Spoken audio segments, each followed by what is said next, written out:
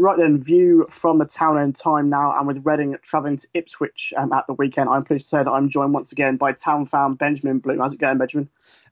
Great. Yeah, we were just talking off air. I stopped looking at the league table about 4 or 5 games ago now, and life is a lot better. It's like when you stop reading the comments on YouTube or whatever, and life Yeah, just suddenly improves. it makes So life a little bit more easier. Yeah. yeah, I would It's I been- would definitely advise a table cull for all of the bottom six teams. I mean, I said the same before I chat in November, but I've done very few of these town ends, against fans of clubs that are below us in the table. So I think Yeah. it's been painful enough watching Reading this season. So I'd hate to imagine what it's been like to watch Ipswich for the whole campaign. But I think when we spoke before November, before the game in November, so I think Paul Lambert had just come in. Obviously, you spoke very highly of him. There seemed to be quite a positive mood around the club, sort of. But on the pitch, results haven't improved massively. Is what's really down to that? It's really interesting. So if we go back to that game, Yeah, I was thinking about this before we did the call when I was driving home in the car. That was actually one of our best performances of the season. And then I was thinking, have we played well in other games? And I kind of identified our three best performances of the season were that game, and we didn't win. We drew 2-2. mm, Um, we lost 3-2 at home to Bristol City and Millwall. And I kind of thought our three best performances of the season we got 1 point from. So, yeah, that was really early on in Lambert's reign. And a lot of people would kind of have you believe if he'd actually got the win there, if Maite hadn't scored the second goal, yeah, maybe he might have got some kind of momentum going a lot earlier. Because as it happened, we then didn't win for I can't remember when we played you, but we certainly didn't win for yeah. about another 3 or 4 weeks So you're after blaming that. Reading for Ipswich's poor form this season. Um, I can blame many things for Ipswich being terrible this season, but no, it was at that game we thought, oh, okay, if it's going to be like this, we might be all right because we Yeah, really went for you in the first 15 minutes, scored the 2 goals. Frankly, your goal was your only attack, was a brilliant volley by Maite, and then we yeah, just ran out of steam in the second half, and it ended 2-2. But as we'll probably say a few times in this conversation, bad teams don't win games, and I think that kind of applies to both of us. But in answer to the actual question, um, yeah, he wanted his own guys in. He managed to yeah. get up to January, bought these people in, but then still the wins haven't come. Recent little run of draws, but it's now 3 wins in 34 games this season.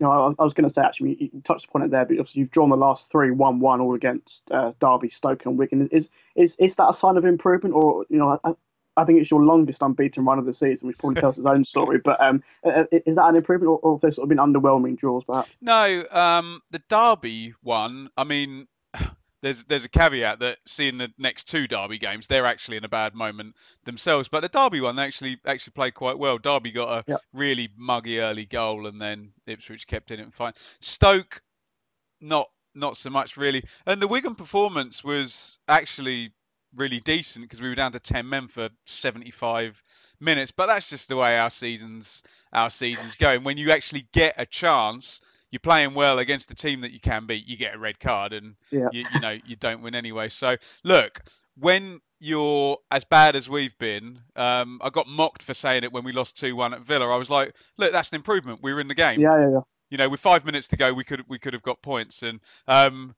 particularly away from home, we've just been so dreadful that it's been different at home. So that Yeah, might yeah. that might factor into the conversation about Saturday's game.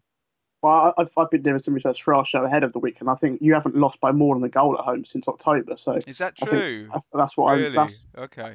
unless I've got my facts wrong, but I was No, going through no, that no, sounds no, I mean, plausible. I Must have was been going through the Middlesbrough, yeah. results, and I think it was possibly QPR, possibly. Yeah, yeah. We I'm lost not 2-0 sure. against QPR and Yeah, yeah, against Borough at the end of Hurst. Yeah, that's a really good point. yeah. I'm not. Yeah, but what's the general mood amongst the Ipswich fan base? Sort of towards relegation. Obviously, do you still hold any hope of survival, or is it sort of very much sort of consigned to the fact that you might be playing League One football next year? Well, I can speak for myself and say that you know I haven't looked at the table now. I'm kind of at peace with it if and when it happens. And, every time I get asked, I say, well, look, a miracle can happen, if we buck every statistic that's happened for the previous 34 games and somehow win 3 and draw 1 of 5 games, we might have a chance. But there's just no evidence that that's going to happen. You can't win 3 out of 34 and then win 3 and 5. That doesn't seem plausible. The mood is actually strangely very good. I think there's a bit of a sense of Ipswich fans. We got a whole load of unfair stick when McCarthy went. And I think there's a lot of Ipswich fans who are maybe just a little bit defensive about the fact, well, look, no, we're united now. Everyone seems to love Lambert. The football's the narrative's a little bit more exciting. Okay, we're bottom of the league, which isn't useful. And I think most people are at peace with it, and the atmosphere in the ground is way, way better than it was this time last year. Moving on to the weekend, then, what did you make of Reading back in November? Have you seen much of us since then as well? Sadly, I've seen you 3 times this season. That was all under Clement, so I haven't seen you under Gomez.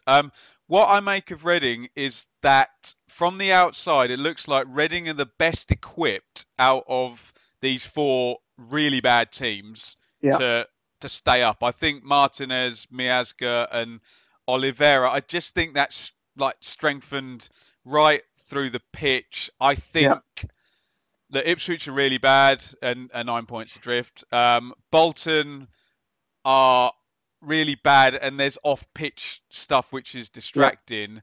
Rotherham are actually good when you consider their spend and, without sounding patronising, the size of their club. If they've got great team spirit, so. Exactly, they've got a philosophy. It might not be that pretty, as you probably witnessed last week. Lots of throw-ins and things going Long in. Balls, but if Rotherham finish third bottom and get relegated, no one's going to say that's an abject, terrible, awful season.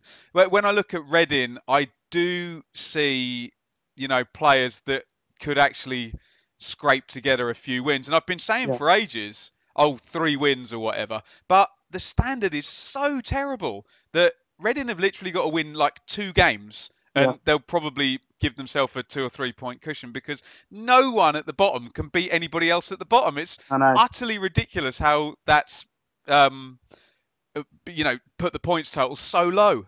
Yeah. I mean, I think our record in particular against the teams around us is absolutely dire. I mean, we've I think the only thing all draws, So we've drawn to Rotherham twice. We've lost and drawn to Bolton. Obviously, we drew with you guys in November. We've lost to Millwall away. I think the only game we've won was Millwall at home. So I think that's really been our downfall in terms of just not beating the teams around us. But in terms of for you guys at the weekend, who might be the key player for Ipswich if you want to come away with the 3 points? Oh, crikey, good question. So we did manage to have James Collins and Luke Chambers playing at centre halves when we did get a fabled clean sheet once in January. And they've been, Collins has been out, Chambers is back now. It'd be amazing to see Collins back. Don't know if that's going to happen. Obviously, Knudson's going to be suspended. Skews may come back in. He's been rested the past couple of games. The conceived wisdom is he came back from his operation too early. I would have said Will Keane, who'd, in a very bad team, scored 3 goals and been doing a good job. But something happened to his hamstring, and I'd give him a 30% chance of being there.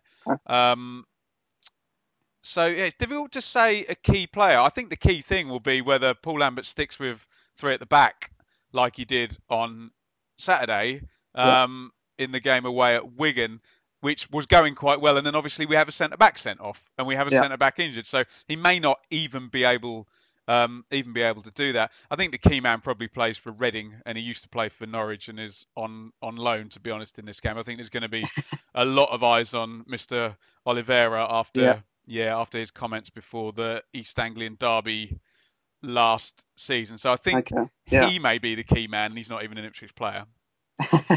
In terms of a score prediction then, Benjamin, how do you see the game panning out? It's got to be a draw, hasn't it? Literally, every time these rubbish bottom 4 teams play against each other, they draw. It'll probably be the most unhelpful thing is like 1-1, isn't it? And So probably like one team will play well and the other side will just mug them near the end, and it'll be no help to anybody whatsoever. But it's one of those weird ones where you'll come and think, oh, we're at bottom of the table, Ipswich, right, chance to get 3 points, and we'll be like, okay, this is the lowest ranked team we've got. No, we've still got Bolton, but that's away. This is the lowest ranked team we've got at home. Yeah, it's a good chance to get 3 points. So it'll be it'll probably be a draw. And I was listening to your Tilehurst End pod from the weekend. The teams you want to play, Hull and Brentford, the teams have nothing to play for. The ones that are on the beach, and traditionally the last 10 games of the Championship season, it's not actually that fun playing the bottom teams. You want to be playing the mid-table. Yeah. Well, I think that's what I'm sort of holding out for, because I think I very much feel that from our point of view, it might well go down to the final day, and we've got Birmingham on the final day, so sort of hoping that they sort of don't make their way into the playoff mix and have nothing to play for, because we've still got Norwich to play, Middlesbrough to play, Leeds to play. We've still got a lot of very difficult teams to play. So from our point of view, this Ollie, do you want to guess our last 2 games? Your last Leeds and Sheffield United away and Leeds at home. Wow. So you could get this ridiculous situation where if Leeds are still within striking distance of Norwich on the last day of the season, you could get a very friendly set of fans towards Leeds in that last game. Although after last night's action, we're recording on Wednesday, I think Norwich might have it done by then, mightn't they? Indeed, so yeah.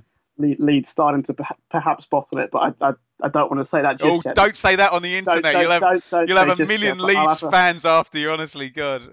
Well, I mean, you should have seen 2 years ago when Reading and Leeds were both in the playoff mix. The comments between the fans then. But yeah, my final question then, Benjamin, from Ipswich's fans' point of view, do you sort of see this game potentially as sort of a last chance saloon? If you don't win this game, because obviously Reading are that team that are 1 place above the relegation zone. So we're sort of the team perhaps you're aiming to try and reach at the moment. That makes perfect sense for you to suggest that. It just feels like we've had about 8 last chance saloons already and not won any of them. So I think on our preview show that will be out, which I'd recommend Reading fans listen to as well on Friday. Sure. I've banned winnable game. It's like no more. Stop saying it. So we've had so many last chance saloons. Look, we're 9 points behind, and the amount of different, it would have to be a 200% increase in points haul. So it is what it is. I think everyone just wants the season to end well and the feeling to be good, the people in the ground to enjoy themselves, and wherever we play our football next season, that everyone's behind Lambert and there's some sense of a team build. And believe me, my advice to Reading fans is far more fun if you take it that way. You're more, you're right just above the line, aren't you? So it's going to be harder for you to have that attitude. It's a lot more stressful from us, yeah. Absolutely. I would echo that. I'd thoroughly recommend that preview show. I watched the one before our game in November. The knowledge of both Rich and Harry as well, just fantastic knowledge. So I would thoroughly recommend any Reading fans to go and watch that as well. But my thanks then to you, Benjamin, for joining me on The View from the Town. And once again, all the best at the weekend and for the rest of the season. Are we saying see you next season, or is that not happening? There's a real doomsday scenario where we do see you next season and we're both in the same division. Well, I mean, I was going to say actually, because obviously the pricing's been spot on from Ipswich, and it would be a real shame for obviously us to lose that trip next season. But we might well be making the trip still to Portman Road next season. But I make you favourites to do. I think a lot of neutrals would like to say, Little Rotherham against Little Reading, and they'd like to see Rotherham do it. But I just think those 3 guys that came in, and Ijari is playing well, right, as well. Yeah, he scored last week. So I think your recruitment's going to make a difference. Yeah, I think that's what most Reading fans are hoping for as well. I think those 3 you mentioned, Oliveira, Miaska and Martinez, they've all made a massive difference. They've all been nominated for our Player of the Month award for February as well. So that shows in the first month. That shows you what an impact they've made. But it's now time then for me and Tom to discuss Reading's team news ahead of the weekend and pick up preferred lineups for the game.